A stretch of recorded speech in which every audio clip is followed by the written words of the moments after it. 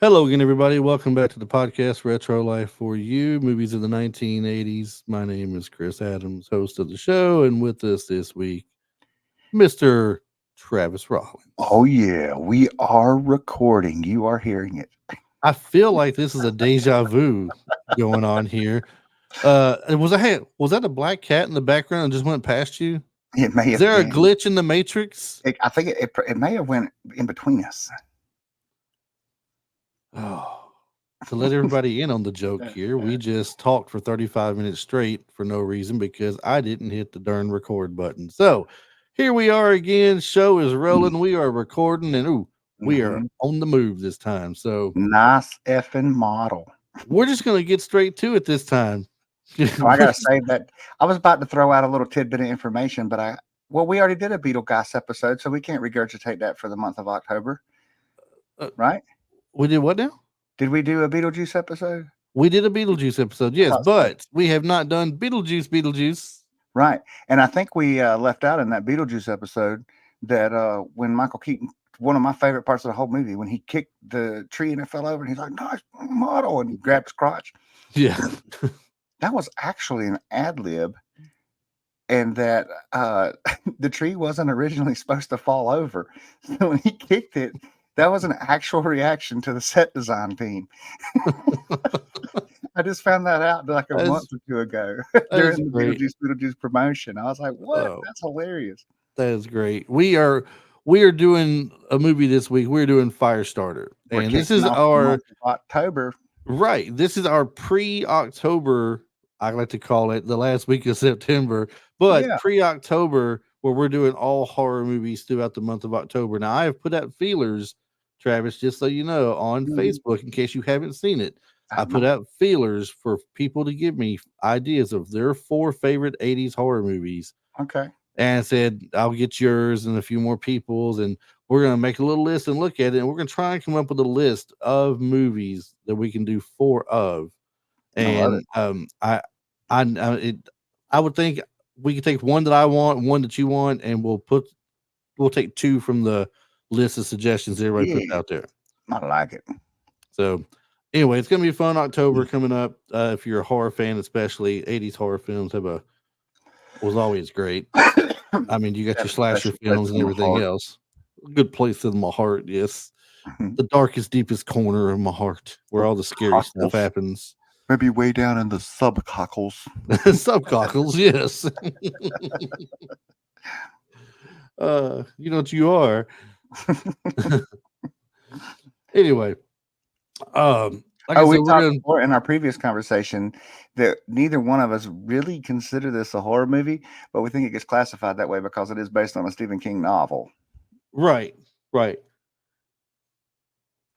Excuse me. which we'll come back to Yeah, later in the program. which we will hit back, definitely hit back on later in the program again because that's going to the whole Stephen King bit's going to come back up soon. The way we got it lined up and everything, and the way it's drawn out. Hmm. But what? Let's just briefly get this out there. We won't go in the whole deep explanations we had last time, Yeah. but Before we uh, do, let me just say that it makes me very, very the only thing that makes me extremely saddened by the fact that we talked for a good 30 minutes, maybe even 40, 45, is there was a whole thing on Little House on the Prairie that there's no way we can recreate, and it was absolutely hilarious. oh, I'm so glad we're not going to recreate that. I'm gonna be honest with you, but let's just let it be known that Travis don't know when black and white films were or black and white recordings had been stopped and everything and went Yeah. into color. There was Uh, some there, but there that was a funny 10-minute segment there. oh my gosh, it's probably 10 minutes of our lives that we could do without, and the people were probably thankful they're not going to put up with. Oh no, you laughed good and hard. Oh, it was something. We may revisit a little of it. I'm not going to say we won't, but Okay. anyway, we always start the show out with a little bit of tidbit of what we had going on this weekend. Hmm. I myself, it's been a kind of a short week for work. Took a half a day off Saturday. This is my last week at my current job. I forgot to mention earlier to Travis. My Yeah. last week at my current job before I move on to the new one. And Congratulations once again. thank you very much. Thank you very much. I don't start until mid to late October, one of the two, but I'm taking some time off between jobs to Well deserved. rest up a little bit, go visit my mom, and who knows what. So Anyway, somebody here decided he was going to go on a last minute trip a few days ago, and it's still showing he's very tired. Yeah. Although he's a little more wide awake now since we've gone 40 minutes of nonsense. Or Right. he's so tired, he's delirious. One of the two. I don't know which. Yeah, it's a combination, man. Yeah, to elaborate on that, we planned a last minute beach trip. Last real good weekend to go play at the beach with the weather and everything. And yeah, I didn't get any sleep for 2 days. And then my wife told me my son and I were literally in the ocean with the wave breaks and everything. I'm teaching him how to body surf and play on a boogie board. And any of y'all that have been out there with those good waves know how rough that can be. And I spent 4 hours doing that and walking around, hanging out. And then this morning around 9:00, 9:30, we went to Big Air. And, to quickly throw that back out there, I can't ever remember the name of the organization, but it's one of the nonprofits. It began that way, that my wife was involved with, going around teaching hotels and resorts and businesses, preparing them for accommodation and readiness for on spectrum guests or clientele. And Big Air, at least coastally here in South Carolina, they have started a program with that company, organization that Tasha's with. I mean,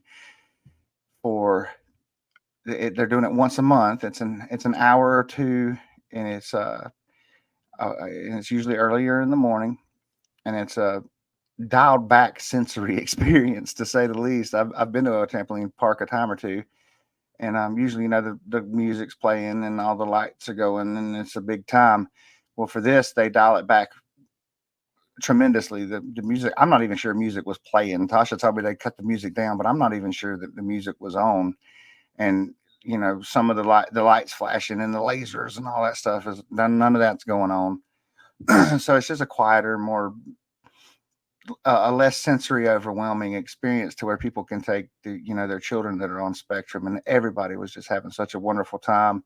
You go in places like that sometimes and you see people in there with their kids that are suffering from those conditions, and they'll have them in the corner, or they'll be having breakdowns, and the parents don't know what to do with them, and that's what keeps a lot of parents at home. And it just wasn't. There was none of that this morning. It was real cool, and they're looking to expand that and go, not only expand it to more areas, but offer it more readily, more times a month, more frequently. So Tasha's working on trying to bring that to the upstate too. So anyway, with all that out there, a little plug on what my wife's doing for the good in the community.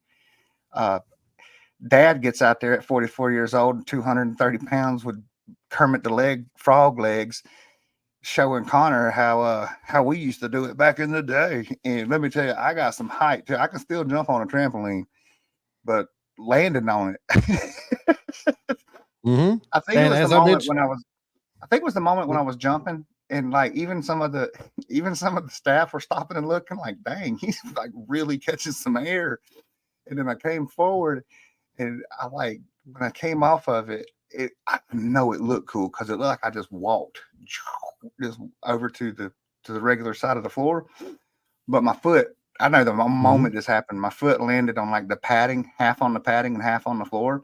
So it wrenched it forward real far, and extended my Achilles tendon a fair bit. And I'm so sore. Wow.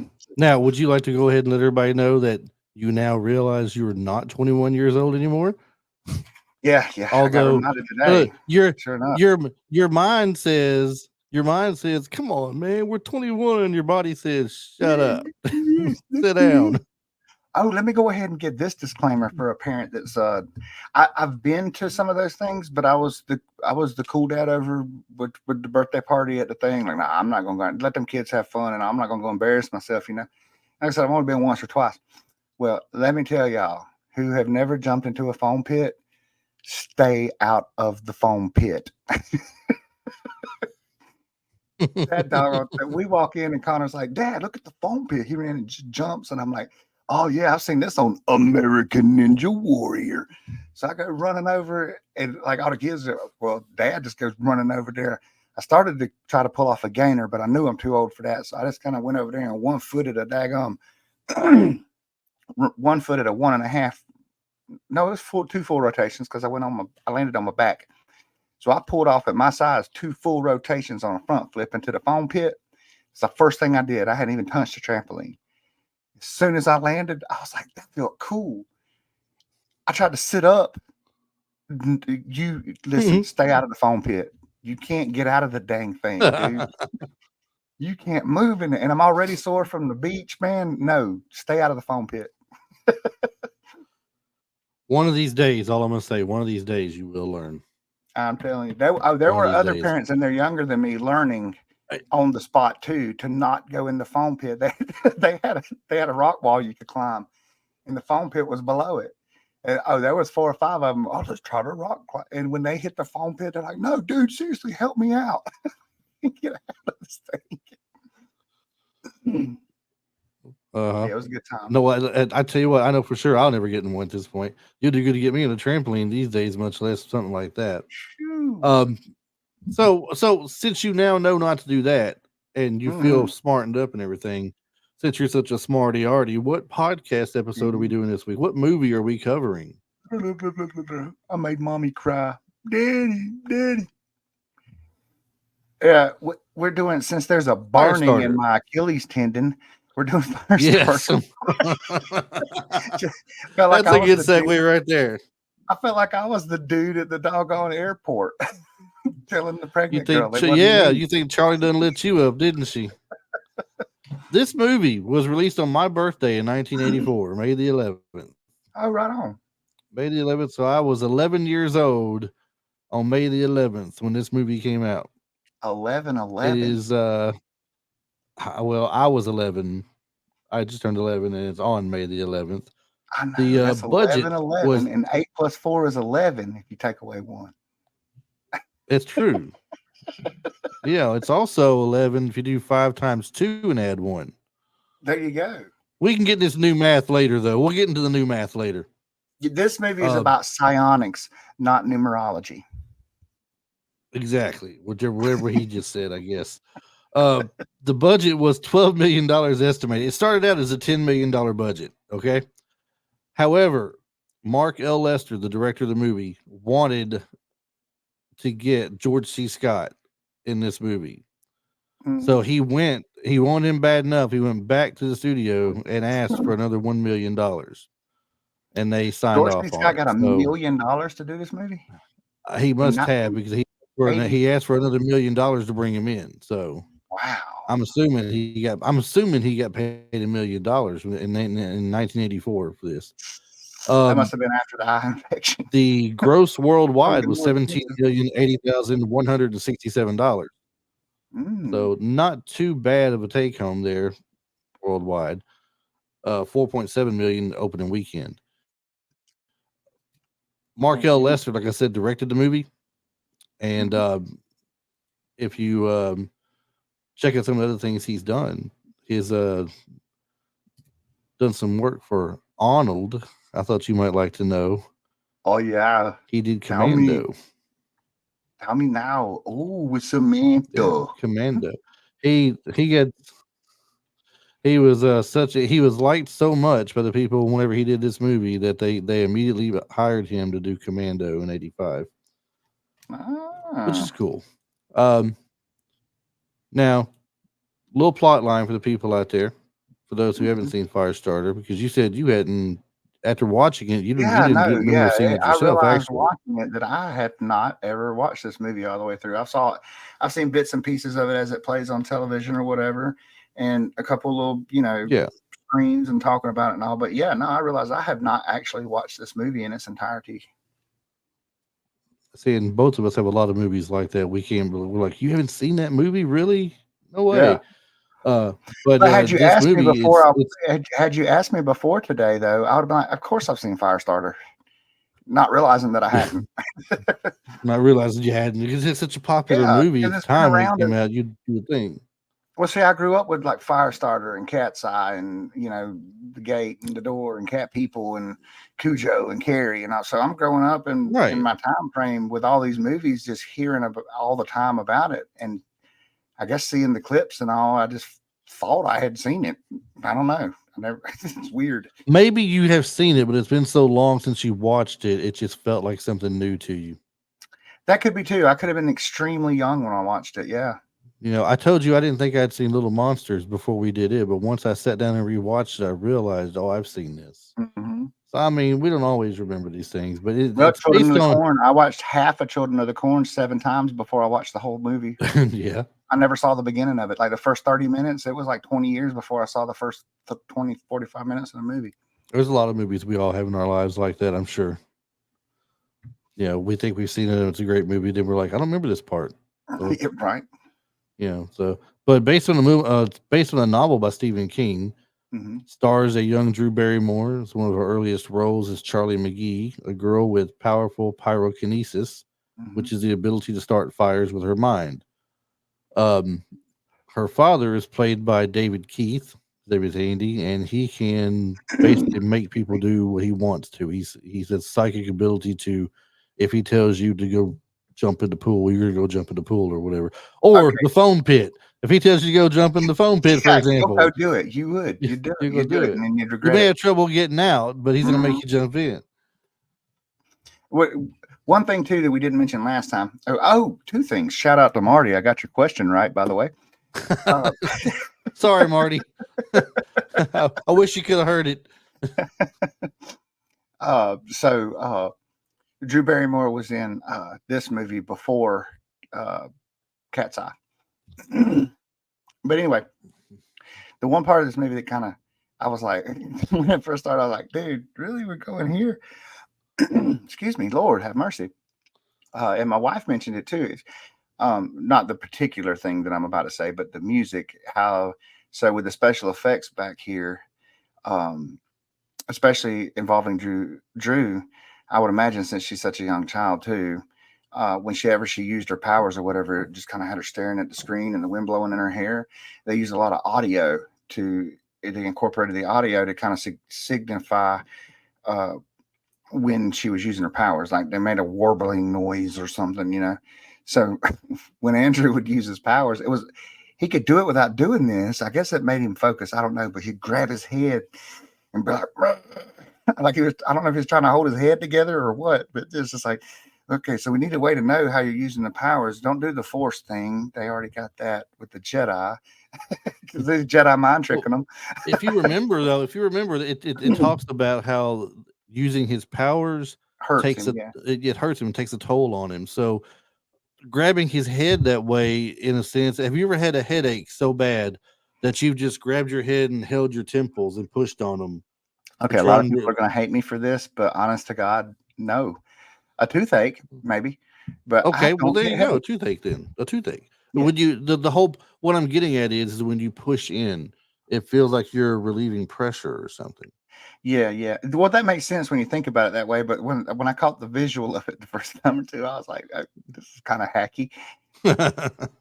But it didn't take me out of the movie or anything, especially with the time frame. With the movie being made in 1984 and me having a full understanding of the way that we did things back then. Like I said, using the audio cues for when they activated their powers or whatever. It didn't bother me. I just when I saw it the first time or two, I was like, okay. I understand what you're getting at, though. It was kind of a weird look to it. And then as soon as he would use his powers, he'd get a nosebleed immediately as well.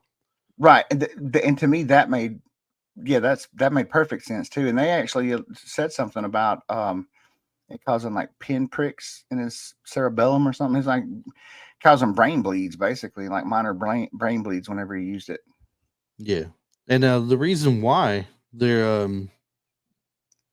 she has these powers is him, the father, Andy, and her mother had gotten together in college where they were doing this kind of a test. They needed guinea pigs, right? So they did a Was it test lot on some 6? people, and it turns out from the test that they did, the experimentation they did, he has the ability for psychic Mind control. ability. Yeah. Yeah, and Professor Xavier. and we're assuming that the woman did too, and that's the reason why Charlie turns out like she does, so powerful and everything. Mm-hmm. Mm-hmm. Um, the name of the Cool company story that's about after that them is too. called When the we get into the Shop, Stephen which is King, kind of like a modern day CIA kind of thing or something. it's like a black ops thing. Yeah, it was like Definitely. this. It was like the side of the CIA that did the all the acid testing from the people back in the day. I forgot which one that one was called, Oh, but wasn't Woodstock. Woodstock? That's a pretty good one. But what was the wasn't this called Lot Six?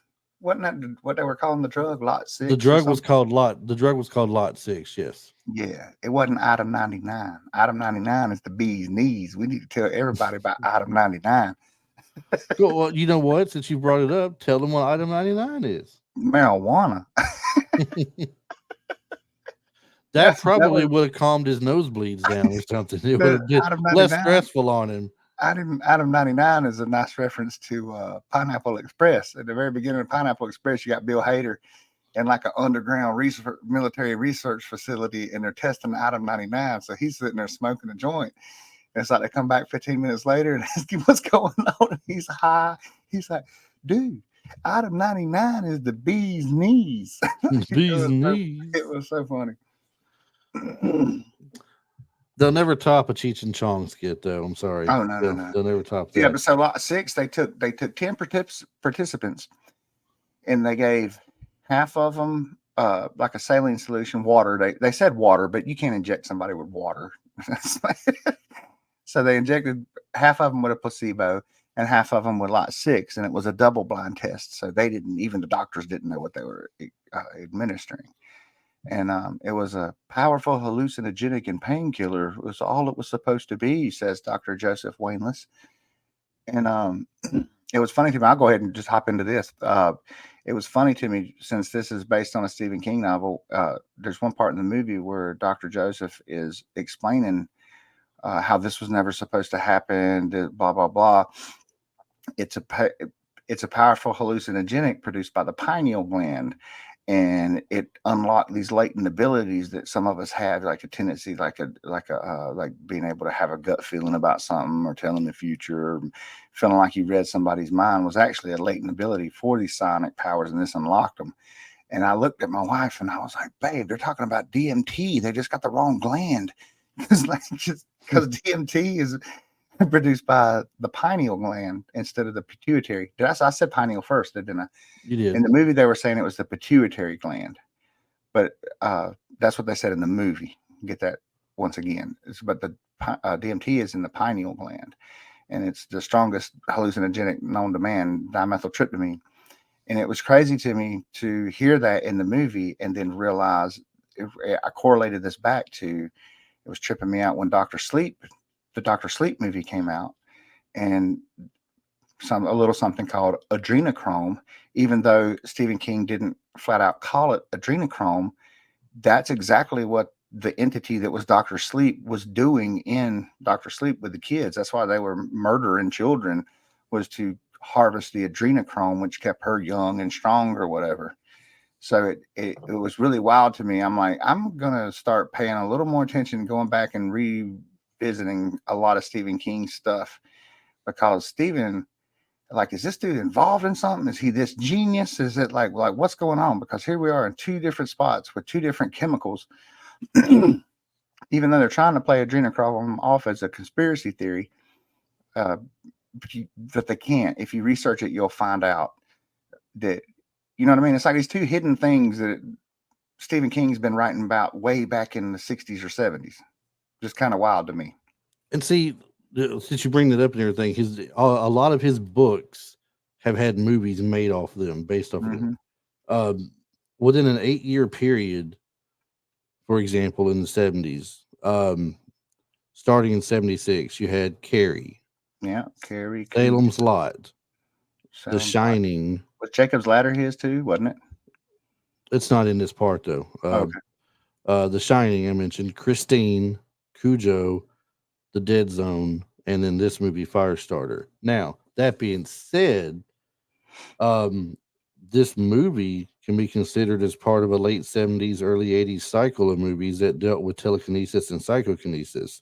Hmm. Um, these pictures, these movies, amongst others, Carrie, once again, Right. The Fury. Now, these aren't Yeah. necessarily Stephen King books, all of them, Yeah. Yeah. Ricky, Yeah. but Carrie, The Fury, The Cinder, Hmm. Firestarter, Hmm. Scanners, I was about to say Scanners. The Medusa Touch, Ruby, The a movie Medusa. called Oh, I need Jennifer. to look at that. What is the Medusa touch? I don't know, but Jennifer, Patrick, The Dead Zone, The Curly and Witness, and as well as parodies of these movies like Zapped with Yeah. Chachi in it, Hachi Scott or Baio, Chach. as well as Modern Problems in 1981. So Stephen King had a knack for writing in that kind of genre Oh, right to there, and say that the kind of least. stuff. Yeah, to say the least. Because if you think about it, a lot of things too. Actually, a lot of his stuff really kind of deals with maybe not necessarily like full on moving objects with your mind, but he's very cerebral. Hmm. Uh, was it sometimes they come back in the golden years and stuff like that, which okay, sometimes they come back, you could say that's a ghost thing, but at the Right. same time it's all just, yeah, he's a very very cerebral writer. Some may refer to him as a cerebral assassin. A cerebral assassin. Sorry, He knows Triple how to H. play the game. It's time to play the game. Huh. He's the king of Uh, horror for a reason, man. I mean, that's that what they is call him. You gotta give him his props. I'm a Clive Barker and Dean Koontz kind of guy, but I still, hey, Steven's right up there with him to me. yeah. Yeah, the movie itself, I'm not going to go too deep into it because we got a little too far into it earlier. But just to Yeah. touch on the cast real quick, who was in the movie, we have, of course, Drew Barrymore as and David Keith as the two main stars. Heather Hmm. Locklear got her movie debut playing the mom, Vicky McGee. Martin Hmm. Sheen plays Captain Hollister. George C. Scott plays John Rainbird, who's one of the people that the company has sent after them to capture them and everything. Uh, Speaking of George C. Scott, one of three people, George C. Scott, Art Carney, and Louise Fletcher, that were Academy Award winners for something at one point. George C. Scott for Patton, Art Carney for what I say it was Harry and Tonto, and Louise Hmm. Fletcher for One Who Flew Over the Cuckoo's Nest. We have a cameo in there by Antonio Fargas playing a taxi driver, which we refer to. He was a Huggy Bear from Huggy Bear. Starsky and Hutch, as well as in I'm Going to Get You Sucker and Yep. Shaft and Foxy Brown. Yes. And we're not going to go deep into the Little House on the Prairie again. But Moses Gunn has a role to play in this as well, and he was on Little House on the Prairie for a couple of seasons. Yeah. Somebody is having trouble with the webcam there. He is Yeah, it blurry. won't focus. I don't know what's It's going on. almost like you're the Flash, and you're just I'm sitting in one vibrating. spot, and you're vibrating. I mean, I'm just not going enough to fast. fall through my chair. That's right. I'm not phase Faster walking than yet. the speed. You're faster than the speed of webcam. Look at that. Would it focus that close? That's weird. But anyway, I don't know. I we know got. our good buddy from Front Row Wrestling Podcast, Mr. KS, has this very same issue quite often. Oh, really? Yeah, I get Hmm. cracked up at him with that. So that being said about the cast and everything, we'll kind of move forward some. Um, I really wanted to get in there about. I had this in front of me a second ago. I'm sorry, and I done lost it. And while you find it, we'll go back and revisit to the character Irv that Art Carney played. There Right. was a real funny part to me. Well, we'll segue into that. Well, we hadn't Oh, led up to it yet well, I'm about sorry, her but exploding the cars. since you almost got there, I've found what I'd missed and Yeah, everything, let's what I'd start misplaced. over. Look at there. We're So, chopping so and just editing to right here on the fly, people. I Behind the know, and scenes and episode. That's what and this it's is. my fault. I'm still frustrated from not hitting the darn record button Yeah, earlier and then yeah. starting over. Y'all are getting to enjoy a behind the scenes episode. That's right. Oopsies. So we were talking about the cast and everything. The role of Charlie McGee. Mhm. Uh, this is kind of strange in a way. It says prophetically a few years before she was cast. That's crazy because I was just reading this. Did you Like I see was that? about to bring this up. Like That's that's crazy, isn't it? crazy. It's crazy. A 6-year-old Drew Barrymore's mother thought that Drew resembled the girl on the Source novel's paperback dust jacket. Now, the girl on the dust jacket is indeed modeled on Stephen King's daughter Naomi, Oh wow, but she kind of resembled Drew Barrymore in a way at that age. that's So they went crazy. and bought the book, and I guess I'm assuming Drew Barrymore was reading the book, and she came to the kitchen where her mom was, and she said, "I'm the Firestarter. I'm Charlie McGee," but her mom had no idea what she was talking about. However, she almost didn't get it. Jennifer Connelly and Taylor Neff were considered for the role of the 9-year-old Charlie McGee. I However, Drew Barrymore love won the Jennifer part. Connelly. I love me Uh, some Jennifer Connelly. oh, Jennifer Connelly's great, no doubt. There is also the girl Heather O'Rourke. Do you recognize that name? No. Heather O'Rourke is the girl from Poltergeist. They're here. Oh yeah. Okay. Of Okay. course, she ended up passing away at a young age, I That's what I believe. was about to say, but I think she passed before they did this because they were No, they no, didn't. she was considered for this, but she didn't get it. Oh Instead, it went to her. Now, yeah.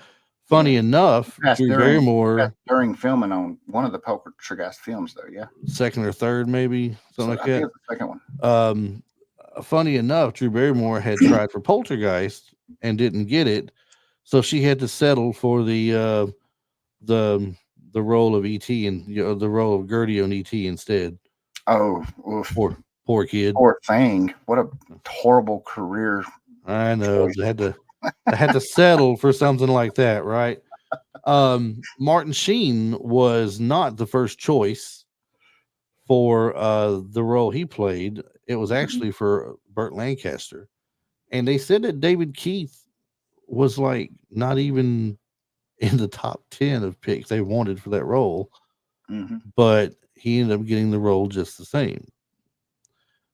Which is, I think he played a good job. Did a good job playing the character.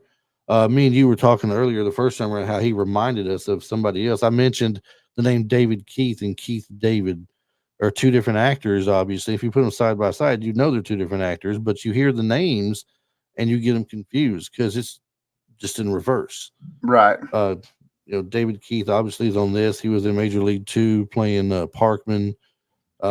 He was in Officer and a Gentleman. He was in, gosh, off the top of my head, I can't remember anymore. He was in quite a few movies though. He's been on some TV series playing roles. And then of course, Keith David was the guy that was Roddy Piper's friend in They Live, Yeah. and he's been in some other stuff as well. I mean, two totally completely different people. But as far as the cast goes, this is what it could have been and what it almost wasn't. So Mhm. it's crazy. Did you notice at one point in the game? Well, let's just maybe rewind that. They finally caught them on the run. Yeah. All right, they finally caught them on the run, and they've taken them in. The guy that plays Rainbird, George C. Scott, is the one that caught them. They figured out from a This was tip from somebody that they were okay. in Knoxville. That okay. So when they went to Knoxville, and a funny little thing about them being in Knoxville. Well, no, okay, no. They supposedly they were in Knoxville. I'll save that for a little bit. Okay, I got ahead of myself. Um, they were headed to Knoxville, and that's when Irv picked them up, or they told Irv they were headed for Knoxville. Mhm. And the when the shop came after him, this is what the part that I was going to talk about a while ago. Irv had me laughing my tail off because there's a lot of, especially what's going on, like the climate in the world today. That's why I tell my kids, like, don't worry, man. Like, even when they tell you it's not war times, like we've been at war since we've been a country, bro. And the Russians have always been the bad guys, and they always will be. It's just the way it is. Russia and So China. Russia's mentioned a couple times in this movie. And what was so funny though was Irv. so at first he thought that they were sketchy. He knew something was up. And then Andrew came clean and told him the whole story about what was going on. And Irv was like, okay, he's even got this little girl brainwashed believing this. Well, then here the shop comes down the road. And Irv is like, hey, I got a deer rifle. You want me to help you? I'll stand with you against the government and whatever. So he goes out, Drew Barrymore is like, you don't need your gun. It was a pretty cool moment. Well, they're standing out there, we don't want her to do something bad, just trying to having like a little standoff with the shop. And Irv busts out the door with his deer rifle. Well, things went south, and Irv ended up shot in the arm, and Drew Barrymore like set 3 people on fire and started blowing cars up and stuff. Right. In the It wasn't quite. Hey, she wasn't quite full force yet. It was a taste of it, wasn't it? Not quite. Yeah, that was the first time you got to see her really cut loose, though. But in the aftermath, Irv was like, I got an old Jeep out back. Y'all take that. And his wife, Norma, was like, she goes, no, don't get any more involved than you are. The hilarious part was his response. He's like, woman, what do you want me to do? They done came onto my property without a search warrant, tried to abduct this little girl, and her father shot me in the arm. What do you want me to do when they get their wood back and they come back? You want me to just obey like a good little Nazi? the way he did it was just so funny, man. He was spot on with it. Yeah, I'm not giving in. I know old people, I know the older generation that, like, he just reminded me so much of so many of my uncles and people that I've been around, like, in that moment.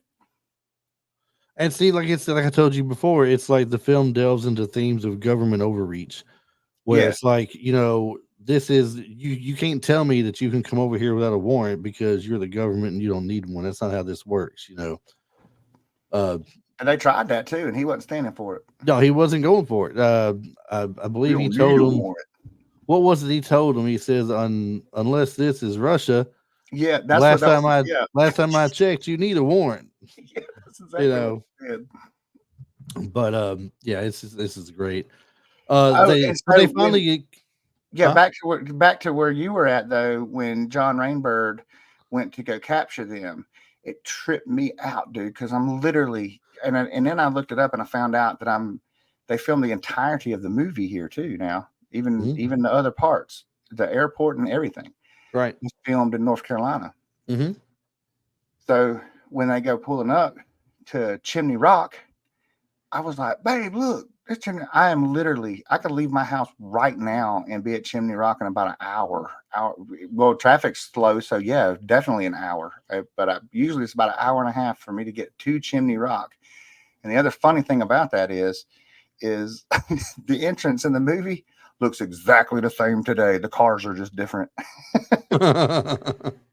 And Lake Lure, the house is actually, I think, something Paradise Cove or Peace Cove or something in on Lake Lure.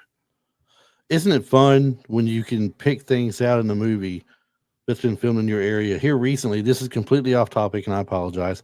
I was watching a Jeff Speakman movie. Mm-hmm. I got into a Jeff Speakman kick for a few days. Right on. And I was watching a movie called The Expert. Mm-hmm. The Expert was filmed in Nashville at the old main prison that was shut down. Everybody called it the Castle because of the way it looks and everything. Okay. And they were filming everything there. Well, in between filming at, the castle or the walls, as a bunch of us here call it, also, I saw them in Centennial Park. There's a replica of the Parthenon here at Centennial Park. Okay. That you can go into and visit and see. Several different places they were at. I'm like, I have been in that same spot or similar area. Even where the old main prison is, I've driven under the compound there when I used to work for the state to drop things off and deliver them there. And I'm like, I didn't go to that very spot, but I could see it from where I was sitting in my truck, when I was dropping my stuff off. I was like, I could see that very thing. It's the same way like with the Green Mile, because they filmed part of the Green Mile there. But it's crazy how you can just see these things and recognize them automatically and know that you've been in that exact spot. Yeah, that is wild. I got another one that's a little off topic. Not really that far though, because my dad was staying at Lake Lure one time. Him and his wife, his current wife now, shouts out to them as well. But they had gotten a rental house out there for a week or two, or she owned so something was going on, but they were staying out there. Well, Dad was outside polishing his bike, polishing up the chrome and all that. Neighbor comes walking over, introduces herself. Dad talks to him for a minute. Dad goes walking back inside. He went back to his house. Dad goes walking back inside in the kitchen, and I think one of Cindy's friends was there or something, and they're freaking out. Do you know who that was? Do you know who that was? Who you were just talking to? Do you know who was just in my driveway? He's like, yeah. He's like, yeah, I do actually. That's Pat. He just invited us over. Said they were cooking out tonight or having a little get together, and he invited us over for drinks and dinner. Oh my God, Patrick Swayze, that's Pat. Like, what? He's like, no, it wasn't. Like, he got invited. Patrick Swayze walked over. He owned a house at Lake Lure because they filmed Dirty Dancing there. Yeah. Well, Patrick Swayze bought a house, and they happened to do the rental right beside him. And Patrick Swayze invited my dad to dinner, and my dad didn't even realize he was talking to Patrick Swayze. Well, the better question is, did he go? Yeah, they went over there. They didn't like connect or anything, I don't think, but they ended up going. And I don't know if they like exchanged phone numbers or nothing. He was like, we were trying to act not starstruck and stuff. He knew him from Roadhouse. He didn't know him from all the other stuff he's done. It's basically Roadhouse and Black Dog is the only thing he ever saw him in, I think. Yeah. But that was pretty cool. That's actually awesome. That's very awesome. Living in an area. He stood out there and had like a 10-minute conversation with the guy because Patrick Swayze rode bikes too. They started out talking about the motorcycles, and he's like, "Yeah, his name's Pat." He introduced himself as Pat, and so Dad had no clue who he was talking to. So I guess Dad seemed cool to him because he wasn't starstruck. So that's how he got the invite. Oh, and then but he was obviously my name is Pat versus hi, I'm Patrick Swayze, star of Dirty Dancing and Roadhouse, and yeah, but people like us, how do you not know you're standing there talking to Patrick Swayze? Well, and I was going to say, speaking from a person who lives in an area where you are bound to see stars at any given place, working in Nashville, driving in Nashville in general. When I was out of high school, fresh out of high school, working at a grocery store, quite a few country music stars and people of maybe not a country music, but of a southern, say for example, like George Lindsay, Goober, there's Goober in the Andy Griffith Show, would shop at this grocery store that I worked at. Amy Grant shopped at one of the grocery stores that I worked at. Ray Stevens would come into one of the grocery stores that I worked at. And the funny thing is, you never can tell with people. Amy Grant was super nice, right? She'd be very talkative with you, very, very nice lady. George Lindsay, if he's nice until you call him Goober, and then it's on. Oh, I bet. He didn't want to be called Goober. My name is George Lindsay, not Goober. I bet a lot of people would be like that. You call me Goober. Sorry, Goober, but if that's what made you famous, that's what you're known as. Ray Stevens just walk in with his head down, looking at the floor. He wouldn't look up at anybody. Yeah. And he didn't want no attention from anybody. He just wanted to go in, get his stuff, and leave. Now, I respect stuff like that. Yeah. So he actually looked up one day at me as he's walking by. He was so afraid I was about to freak out and say something. I just nodded my head at him like that. As he passed, he nodded his head, kept on going, kind of smiled a little bit. It was like, thank you. I avoided that one. Cool. But I mean, when you see people, when you're used to seeing people like that out and about, it's not as big a deal to you anymore. Yeah. And you got to respect them the way you'd want to be respected too. So I think, if your dad had recognized him, he probably still would have been the same with him regardless, I'm sure. Yeah. You don't see very many guys, geeking out over stars and everything when they come across them and see them in public. One of the things so back to where we were with the movie and everything, one of the things this movie does though is that you can definitely see the Stephen King influence on it. For sure. We mentioned his books are all kind of the same in a sense, right?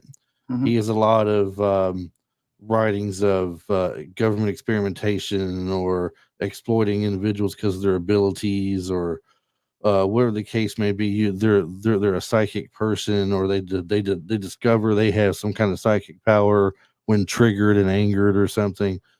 You see a lot of stuff like that. Did you notice? Did you stop and think about it?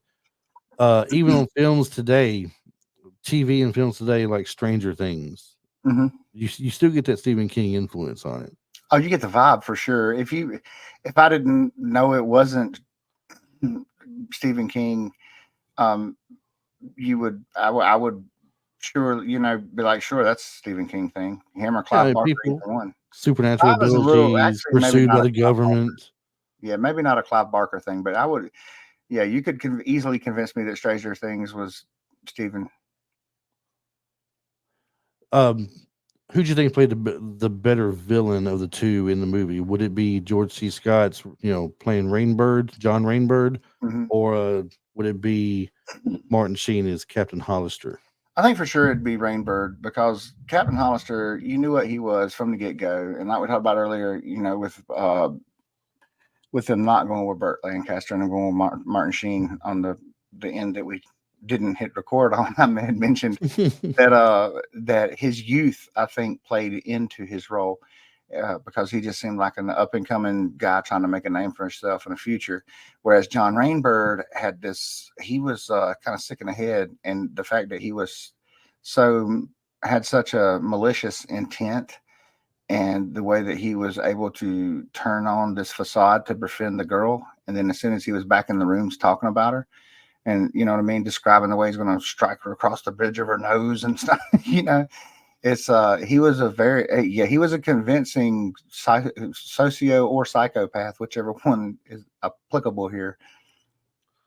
Combination of the two. Maybe. I don't know. The special effects in this movie, compared to, I mean, considered to what they were actually pretty good. They were great. Um, there's no CGI back in this time frame, No. so they're not doing any kind of CGI type work or anything. And one of the They things that have got King said that cables. he hated about this movie was the way they made her hair blow when, I but they said see. that he signed off on that. It was his idea. Yeah, that was crazy. I thought I'd read that very same thing somewhere, and I thought that is so crazy that that's one of his biggest, I mean, things. I mean, it's the temperature in the room is changing. She's affecting everything around her. If a Mm. slight breeze starts blowing or something because of that happening, that's not like a terrible thing in the movie. And hot So air rises. hot, yes, thank you. So I mean, uh, the way they did some of these special effects, though, a lot of wires, a lot of cables. They had actual, they made actual like Explosive triggers. things that they sent flying down the cables that were on fire that was supposed to be like little fireballs or something that she had Mhm. brought up. So let's just get to the basically this is what happens at the end of the movie when she just really goes crazy. The I don't want to say what happens to trigger her in case somebody wants to watch it and ain't seen it yet, but there's something that triggers her at the end of the movie, and she goes out with a vengeance like you wouldn't believe. She is setting people on fire. They are shooting at her with machine guns, and everything is just bouncing off of her because she is the air around her is so hot. Before the bullets reach her, they explode, Yeah. and it doesn't affect her, and it doesn't reach her in any way. And that was She is sending fireballs. I mean, she's created the fire and burnt down a stable and burning down a house. And from those fires, she's drawing and making fireballs to shoot at people and at the buildings to burn everything down. yeah. And so you see this one fireball hit this one dude, and you see him flying and flipping over in the air up into the trees. It Yeah. is crazy how. And what's cool about that too is the way that the doctor that I was talking about earlier alludes to that being a possibility. What if she grows up and she goes through basically he saying she's going through puberty and that's when all this she'll manifest real power. What if she can actually like have the explosiveness of a nuclear bomb? And then they like Mm. when you see that part of it, the climax, you're like, okay, maybe she could Maybe because she just she's just could. a little tiny She's girl when she's doing what? this.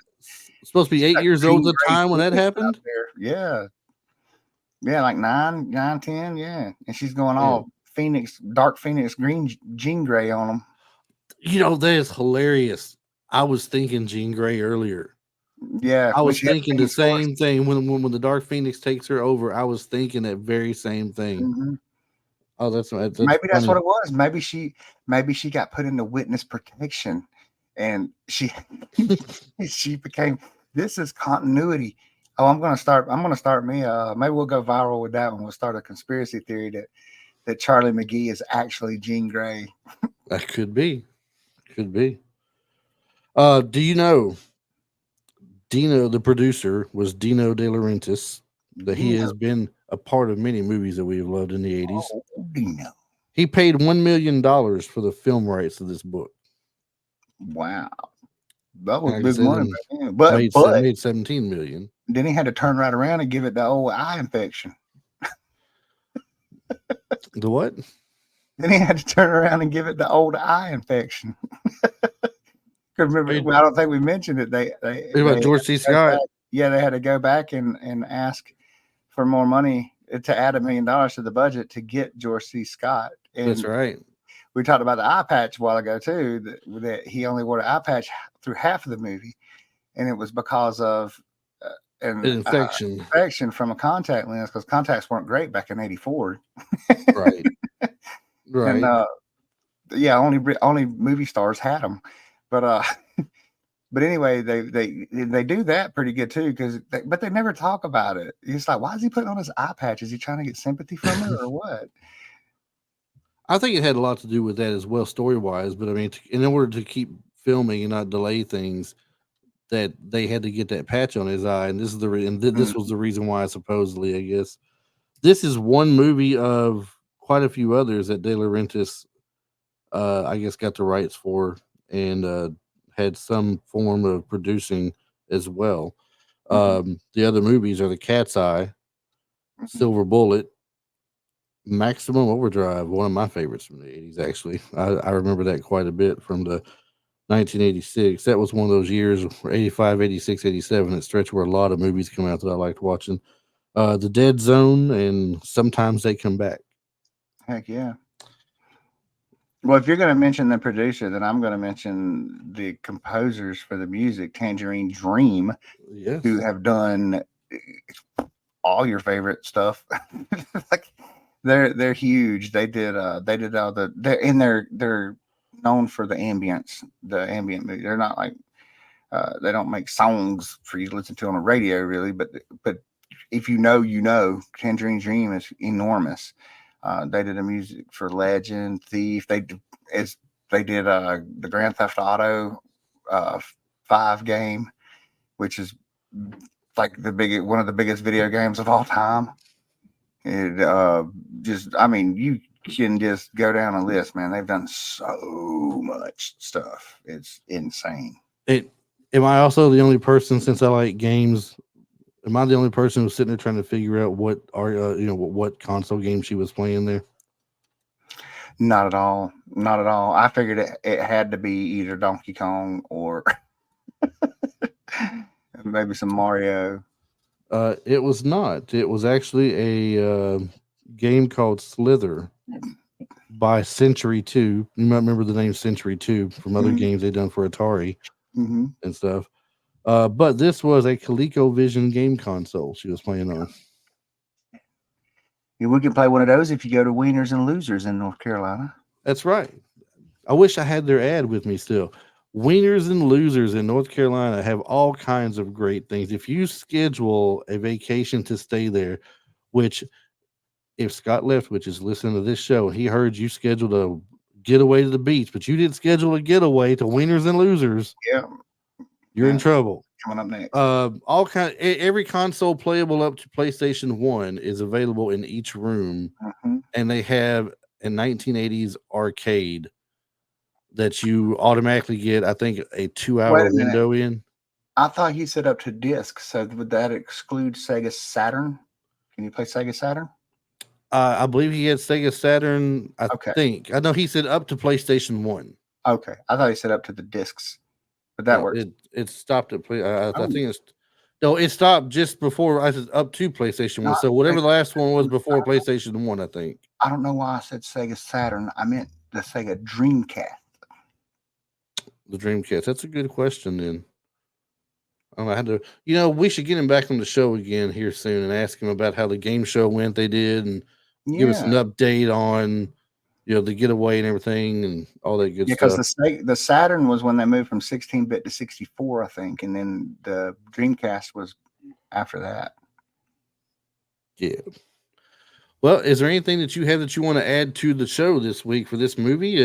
Let's go ahead and say our favorite parts of the movie. What was your absolute favorite part of this movie? Because you already know Oh, mine. yeah, it's gonna have to probably be the ending of it. It is. It's hands down. Hands down Yeah. when you see her walk out of that barn Hmm. and she's got that look about her Hmm. and the wind is blowing through her hair already and she's She, not holding back. and that was the moment too that it went from looking like, I don't know if they filmed that last or what, but that was the moment too to where it went from being like, okay, so we're watching this in the capacity of what we are trying to do, which is review movies for you guys and be a little analytical about it. And so uh, we're looking at certain things about the movies, people's performances. We don't dive into stuff like some people do. We're not trying to be that kind of critic, but we pay attention to certain things. And for me, at that point, she went from looking like, oh, cute little Drew Barrymore, standing in front of a camera with just, okay, don't make any looks, just relax your face. To actually, she came out looking like a BA, like she was ready to get down and go to town. You know what I mean? It wasn't cute little Drew Barrymore throughout the little spots when she lost control or got mad. It was like she had purpose. Right. Right. And that to me was the absolute best part of the movie as well. There's no doubt. Just seeing her get I don't want to say it was the satisfaction of it, but what they did to trigger her in that process was a kind of a rough thing for her to go through and to go out and get the revenge for it right then and there. Mhm. And it's like you were really glad that happened and saw it over with. And the whole thing, it probably won't be over because all she did was burn the house down. And Yeah. the movie actually, it's not really a spoiler at this point, but the movie kind of ends with her going to the New York Times. That's what her father always wanted to do, was go to the New York Times. So Irv takes her. She goes back to Irv and Norma, and Irv takes her to the New York Times to Mhm. get her story out there, to get them off her back, to leave her alone, Yeah, they were trying to expose them so they could thinking they get a normal get, life anyway. yeah, and yeah, thinking that it would all go away. Although, if you're familiar with government that we have today, there's no getting away from one. If one you get away from one, 10 others are there to chase you down afterwards. So Yeah. That's right. They got the chips. Especially if you got vaccinated, you got a chip in your body because they got to put a chip in your body because they can't follow it's you around with this god dang it's computer that's already in your pocket it's a nanobite. That's what it that is. records your Little conversation. You can talk little to your nana. neighbor about dog food, and then all of a sudden, when you get back on Facebook, it's like, hey, you want to buy some dog food? It's, it's a nanobite they injected into you, dummy. Don't you know anything? That's Yeah, how they track nanobites. you, is It's with the like, nanobites. It's not. Look, oh, listen, a listen, suit of armor listen. around the No, no, no. world. I started to say, if they're gonna inject some nanobites in my system, I should be able to touch my glasses or something to have a suit of armor come around me with it, Thank like you. Iron Man. Exactly. So maybe I should have taken it after all. I don't know. Man, hindsight. You know what they say. All right. All right. So anyway, we are at the 58-minute mark of this recording anyway. Hmm. Tack on the 35, 40 minutes of non-recording, and we're way into a show, people. It's So we're time gonna for go bed. ahead. It's probably past time for a couple of people to have already been off Hmm. this computer and in bed, probably. Yes, So sir. let's just go ahead and start wrapping things up. If you are new to the show today and you like what you are hearing or watching, depending on how you're taking this in, be sure that you start following us, sub to us on YouTube, follow us on Spotify and iTunes. If you're on iTunes, you can leave us a review on there. If you're on Spotify, the little 5-star, thing saying you like the show. Uh, of course, on YouTube, you go ahead and you sub to us. It's free to sub, doesn't cost anything. Uh, Set your little cogwheel thing so whenever is it a cogwheel or is it a bell? Well, it's a bell, isn't it? Hit the bell Bell. notification, the bell notification. So Bell. when we have something new come out, it will let you know that we are out. Smash. So You gotta smash the like button and hit that smash. bell. That's right. Smash. We don't have no General Lee to give away or no big fancy truck or Not, nothing like some other people do. But not encouraging you to tear up your keyboards or your monitors. that's right. Nothing like that. But definitely check us out on here. Now, if you cannot listen to us while you're out and about, say you're at work and want to listen on your web browser, you can go to www.retrolife, the number 4, the letter u.com, and you can listen to it straight there in the browser. You can also go into show notes most of the time and click the link to the video there. It's actually just right there for you to click on. It'll start playing if the video's been uploaded. The new ones that come out each week, the video doesn't get added till usually later in the evening. So it's a little glitch with the people that host us and everything that you can't put it in ahead of time. You have to wait till it actually goes live. Anyway, that being said, check us out on Facebook and Instagram.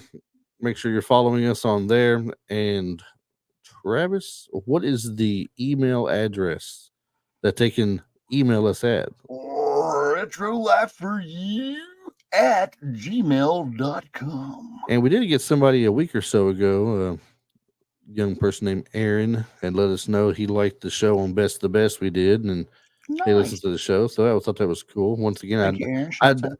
I did mention him in the past week's episode, and I think we should mention him Oh, again. yeah, Just that's say right. I thanks a wasn't lot there for for that. that. That's right. We definitely appreciate it.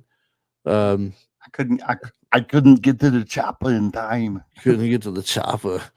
Yeah, last week's episode was Iron Eagle. We may or may not redo that episode and include somebody here since he couldn't do it, and then we will just re-upload it in place of the other one or something, so we look cooler later on down the road. Because solo shows aren't as fun as the two people together. And if we do that, just so y'all know, it will be very controversial because I have feelings about Iron Eagle. Because in comparison to Top Gun, yeah, he went there. He said, but we're going to save that for the actual show. That's right. You'll see what he says about that. Yeah, anyway. That was my teaser to get your interest. I always tell you I want to get your funny take at the end of the show, but I'm going to give you one to build up to yours. Okay. I don't know. Do you have a joke to leave us with this week? Oh, I have to give a disclaimer before I even do mine. Like, if you're sensitive or easily offended, you should turn us off when Chris gets done. Well, you can do that, but you have to re-say your disclaimer again at the end of it there. So what we'll do is, in my case, I just want to know, do you know what the difference is in a very well-dressed man on a bicycle versus a very poorly dressed man on a tricycle? No. Attire. Oh, God. Can't believe I didn't get that. Thank you very much. That is a good one. And what is yours? Okay, so I had to send out my disclaimer again. If you are easily offended or are family of a burn victim, you should probably cut this off right now. Oh my gosh. I got a feeling we're going to get canceled now. Okay, so there's two things about it, though. I hope this is still recording. Why shouldn't you make fun of burn victims for not being very attractive? Well, that's because they've already been roasted one too many times, and you got to remember they've all been extremely hot at some point.